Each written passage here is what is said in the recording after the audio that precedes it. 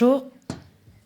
Je vous remercie de cette invitation à participer à ce forum extrêmement intéressant pour la possibilité qu'il offre à la fois de partager les expériences que l'on peut avoir à différents stades. Vous allez voir que pour la commune d'Antibes, on n'en est pas encore au même stade sur la création de cette SMEL, et la possibilité que ça nous donne également de rencontrer différents acteurs qui interviennent tout au long de la vie, du moment où on a l'idée au moment où on gère une SMEL. Donc merci beaucoup pour cette invitation. Je vais vous présenter l'expérience de la ville d'Antibes sur un projet de création de SMEL que l'on a dans l'Anse du Crouton. Sachant que l'Anse du Crouton se situe déjà dans une zone qui est déjà protégée et qui est une zone Natura 2000, en tout cas en partie. La zone du Crouton est en partie dans cette zone-là, sur le site B et Cap d'Antibes, île de Lérins. Ce site, dans sa globalité, le site Natura 2000 dans sa globalité, est fortement impacté par les activités de la plaisance. La grande plaisance, où on peut compter jusqu'à une trentaine de navires de plus de 24 mètres par jour qui sont sur site, et de la petite plaisance, évidemment, avec des lieux particulièrement impactés, dont le Cap d'Antibes. Cette activité de plaisance, elle existe, et notamment, elle s'explique aussi par la quantité d'infrastructures portuaires, du nombre de ports. On a une douzaine de ports sur cet espace, sur cette zone Natura 2000, et qui vont donc avoir un impact particulièrement important en matière de plaisance et en matière d'impact sur les fonds marins. Pour en revenir plus spécifiquement à notre zone où l'on souhaite créer une SMEL, il s'agit de l'Anse du Crouton. Donc, comme vous pouvez le voir sur la carte, qui est située à l'ouest du Cap d'Antibes et qui a un patrimoine particulièrement riche à préserver, et notamment qui est une zone qui est classée zone naturelle d'intérêt écologique, faunistique et floristique, est particulièrement due à la présence d'herbiers de Posidonie sur cet espace. Mais c'est également, et on en parlait tout à l'heure, vous en parliez, c'est également un site classé, et donc qui bénéficie d'une protection à ce niveau-là en raison de la valeur patrimoniale des paysages du Cap d'Antibes. Cette zone, il faut savoir, donc l'Anse du Crouton, elle compte un grand nombre d'activités sur un espace qui est relativement restreint. Je vous parlais des ports tout à l'heure en vous disant que sur la zone Natura 2000, on a une douzaine de ports de plaisance. À côté de l'Anse du Crouton, où on souhaite mettre en place cette SMEL, on a deux ports, le port du Crouton et le port Galice, et une SMEL, qui est le petit port abri de l'Olivette, qui représente environ 1000 anneaux au port. Des activités balnéaires avec un certain nombre de plages, et notamment la plage des Ondes et la plage du Cap d'Antibes. Des loisirs nautiques qui se développent là en raison de c'est une anse particulièrement abritée. Donc on a le développement d'activités de kayak et de paddle, et on a les fermes aquacoles qui se situent également dans cette zone. Et c'est donc une des zones de notre ville qui est la plus impactée par les mouillages forains. Ça s'explique parce qu'on est de ce côté d'Antibes-Juan-les-Pins, très fortement exposé au vent d'est. Et donc les bateaux trouvent abri dans l'anse du Crouton et viennent mouiller là. Donc non seulement des bateaux de moins de 24 mètres, mais on trouve aussi des bateaux de plus de 24 mètres sur des petits fonds qui ont des herbiers de Posidonie, et où on a pu constater des dégradations sur ces herbiers. On a, par rapport à ce constat qu'on avait fait dans la commune, mais de toute manière qui ne sortait pas de nulle part, puisque c'était déjà une action prévue, la SMEL, on est allé faire des comptages dans cette zone du nombre l'année dernière, donc, mais comme ça, pour vraiment pour voir s'il y avait matière à faire ou pas. Donc on est allé compter le nombre de navires qui stationnaient, donc qui mouillaient à cet endroit-là. Et donc on s'est retrouvé avec jusqu'à 50 embarcations alors essentiellement de moins de 24 mètres, mais on a pu en compter de plus de 24 mètres également dans cette zone. elle est de toute manière déjà réglementée, donc c'est ce que je vous disais, ça ne sort pas non plus de nulle part, cette idée, on n'est pas arrivé un matin en se disant tiens, on va faire une semelle à cet endroit-là.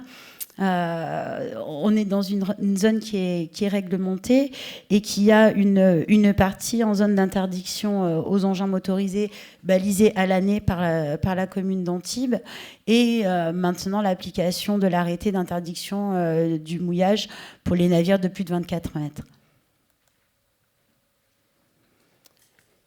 L'idée, alors, il y a l'expérience technique de la création d'une semelle, comment on en vient à avoir l'idée de créer une semelle, sur quel type de partenaire on peut s'appuyer. Et là, moi, je tiens vraiment à les remercier parce que, en tout cas, à la ville, on a été vraiment accompagnés par la DIRM, par l'OFB, par l'Agence de l'eau, par la région, par tous les partenaires qui interviennent dans le cadre de la création des semelles. Et il y a aussi le côté, quand on est collectivité locale, le côté politique de la création d'une semelle, décider de mettre en place une zone de mouillage et d'équipement léger, là où il n'y avait rien et aucune contrainte, là où ça ne coûtait rien, où les bateaux pouvaient mouiller, c'est aussi un enjeu fort pour la commune et c'est aussi une décision politique qu'il faut prendre à un moment, puisque l'activité de plaisance sur une ville côtière et littorale comme la ville d'Antibes est une activité économique relativement importante où il n'est pas envisageable pour la commune de se priver de cette activité de plaisance et de ses retombées, mais où il faut se positionner à un moment donné très fermement sur le patrimoine écologique dont on dispose, qu'on a la chance d'avoir sur la commune, et de la manière de savoir comment est-ce qu'on va pouvoir protéger ce patrimoine, comment on va pouvoir protéger ces herbiers de Posidonie, en intervenant dans un ensemble où il y a déjà des réglementations et donc comment on va faire en sorte que ça soit cohérent et qu'il y ait effectivement une superposition des différentes réglementations et usages, mais aussi comment on va donner de la cohérence à cet ensemble. Et donc la semelle, là, quand on l'envisage, elle n'est pas, c'est pas une fin en soi, mais c'est un des outils qu'on peut avoir à notre disposition en tant que collectivité pour arriver aux objectifs de protection de notre patrimoine et en même temps de pouvoir permettre les différents usages qui existent sur cette zone et qu'il n'est pas, en tout cas, pas dans l'intérêt d'interdire, mais plus de comment est-ce qu'on va arriver à concilier les différents intérêts et les différents usages.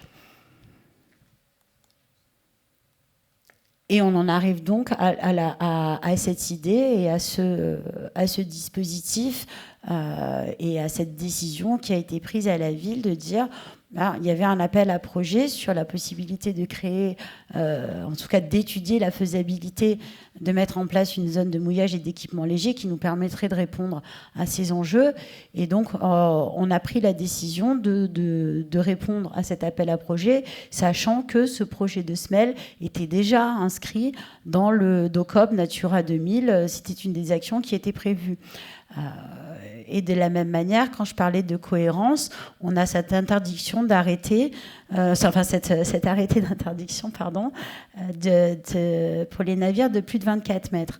Donc de la même manière, quand on est une collectivité et qu'on essaye de voir un peu à long terme comment est-ce qu'on va gérer les espaces, un des éléments qui est venu dans notre réflexion pour dire pourquoi on va mettre en place cette semelle, pourquoi on veut la mettre en place, c'est que la réaction qu'on a eue de la part des plaisanciers qui sont venus sonner à nos portes aux collectivités par rapport à l'arrêté d'interdiction pour demander est-ce qu'on ne pouvait pas essayer de faire en sorte de reculer sa mise en œuvre, de retarder sa mise en œuvre, de voir comment on pouvait s'organiser.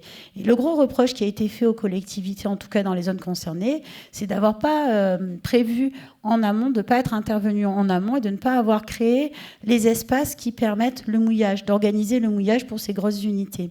Alors ça, c'est facile à dire quand on est dans la situation, parce qu'effectivement, comme on est face à une interdiction, il aurait mieux valu prévoir les mouillages.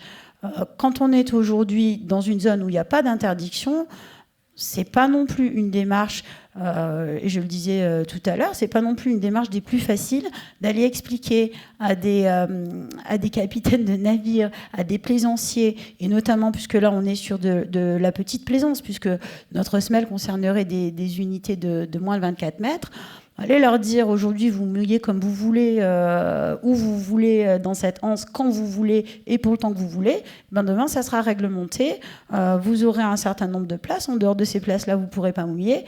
Et puis probablement que ça va quand même vous coûter quelque chose alors que ça vous ne coûtait rien jusqu'à présent. Donc c'est aussi une décision à un moment donné où autant être en amont et prévoir le mouillage et pas attendre une éventuelle future interdiction pour le mouillage de ces navires et partir pas de zéro, mais partir avec des délais où on le voit dans les échanges d'expérience sur la création des semelles. Ça prend un peu de temps quand même, on ne va pas faire n'importe quoi, il y a des études à mettre en place avant de pouvoir installer une semelle. Et du coup, vous les avez commencé ces études puisqu'il nous reste très peu de temps. Et je vais en finir par là. Donc du coup, on a lancé l'étude. Voilà, on en est au début, puisque l'étude a été lancée. On a eu une première réunion en septembre pour avoir un retour sur l'étude de fréquentation de la zone. Et donc, le déroulement maintenant pour la création de cette semelle, c'est d'attendre les résultats de cette étude de faisabilité technique et de gestion, ce qui conditionnera par la suite les dépôts de dossiers et demandes d'autorisation où on a vu qu'il fallait les 10 mois dont vous parliez. Nous, on n'avait pas prévu une année à peu près pour arriver à cette démarche. Je finis juste par dire que c'est un outil qui est extrêmement intéressant et en plus qui est complémentaire d'autres réglementations qui existent déjà et d'autres objectifs et projets que l'on peut avoir, puisque on l'inscrit, nous, ce projet de semelle dans un ensemble où on souhaite également développer et mettre en place sur cette zone-là. On souhaite se lancer dans la démarche d'un STER, le schéma territorial je l'ai plus, de coopération. Je sens qu'il y en a qui peuvent vous aider. Qui permet d'aller plus loin aussi et en plus grande coopération et pour des unités de plus grande importance. Voilà, merci beaucoup. Merci beaucoup.